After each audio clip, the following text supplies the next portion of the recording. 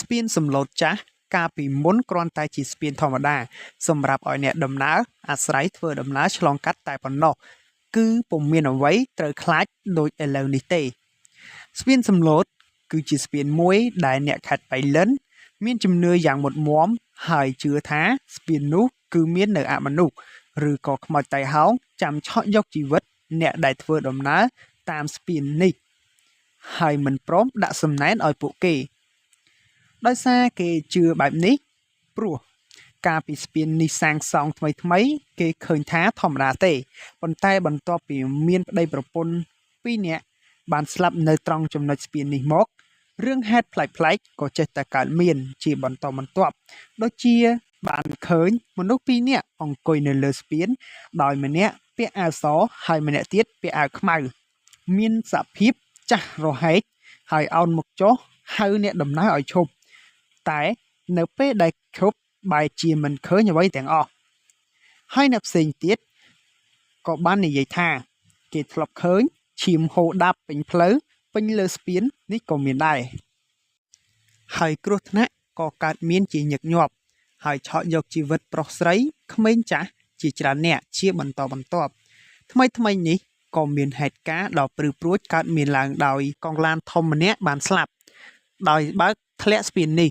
ហើយនៅសល់តែព្រូឡានម្នាក់ដែលមិនទាន់ស្លាប់គាត់បាននិយាយថាមុនពួកគាត់មកដល់ស្ពាននេះពួកគាត់ឃើញផ្លូវមានសភាពត្រង់ទេតែនៅពេលបើកមកដល់ចំណុចស្ពាននេះបែរជាឃើញផ្លូវកោងទៅវិញដែលធ្វើឲ្យតែកងឡានធំយកចង្កូតមិនទាន់ក៏ធ្លាក់ស្ពានហើយធ្វើឲ្យប្អូនប្រុសរបស់គាត់ដែលជាតែកងឡានធំស្លាប់ក្រោយពីនិយាយចប់គ្រប់គ្នាមានការស្រឡាំងកាំងជាខ្លាំងព្រោះនៅចំណុចស្ពាននេះ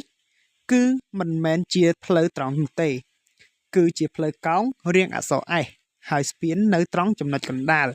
ហេតុអ្វីបានជាពួកគាត់ថាស្ពាននេះមានផ្លូវត្រង់ទៅវិញតាំងពីមានហេតុការណ៍ចម្លែកនិងធ្វើឲ្យមនុស្សស្លាប់ជាបន្តបន្ទាប់នោះមកអ្នកស្រុកភូមិនៅម្ដុំនោះក៏បានទៅនិមន្តព្រះសង្ឃមកប្រោះព្រំទឹកមន្តនិងសុំសេចក្តីសុខតាមជំនឿរបស់ខ្មែរហើយបច្ចុប្បន្ននេះនៅតែមានអ្នកជឿលើអមនុស្សស្ពានសំឡូតនេះនិងយកសំណែនផ្សេងដូចជានំទឹកសុទ្ធទឹកក្រូចផ្លែឈើដើម្បីឧទ្ទិសទៅដល់អ្នកដែលបានស្លាប់នៅត្រង់ចំណុចស្ពាននេះឲ្យទៅចាប់ជាតិសាសជាថ្មីកុំឲ្យវិលត្រឡប់ឬវិលវល់មកឆាំឆក់យកជីវិតអ្នកដំណើរដែលធ្វើដំណើរកាត់ស្ពាននេះនិងសុំសេចក្តីសុខផ្សេងតាមបែបអបិយជំនឿ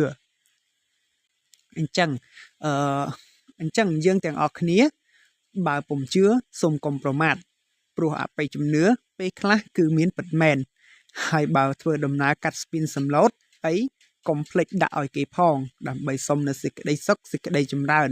ហើយបើមិនដាក់ក៏មិនអីដែរព្រោះអបិយជំនឿយើងជឿដោយការពិចារណាអញ្ចឹងវីដេអូនេះគឺចប់តែត្រឹមប៉ុណ្ណេះឯងហើយកុំភ្លេចជួយចុច follow និង subscribe Channel YouTube ខ្ញុំម្នាក់មួយផងដើម្បីឲ្យខ្ញុំមានកម្លាំងចិត្តធ្វើវីដេអូឲ្យអ្នកទាំងអស់គ្នាស្ដាប់ទស្សនាជាបន្តបន្ទាប់ទៀតវីដេអូនេះសូមចប់តែប៉ុណ្ណេះសូមអរគុណសូមគោរពលា